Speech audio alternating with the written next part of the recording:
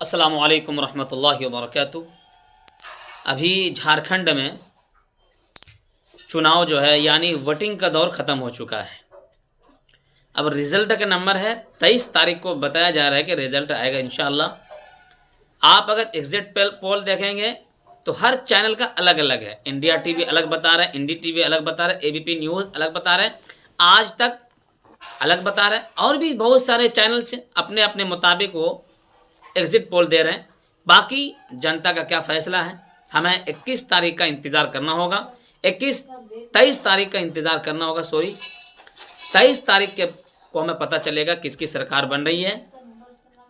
और चूँकि दावे दोनों तरफ से हैं, इधर हेमंत सोरेन का दावा है कि हम 2500 रुपये हर महीने तमाम महिलाओं को देने वाले हैं, जो अभी 4 महीने से हज़ार रुपये वो दे रहे हैं। बीजेपी का दावा है हमें 2100 रुपये देंगे। बहरहाल 23 तारीख को देखेंगे।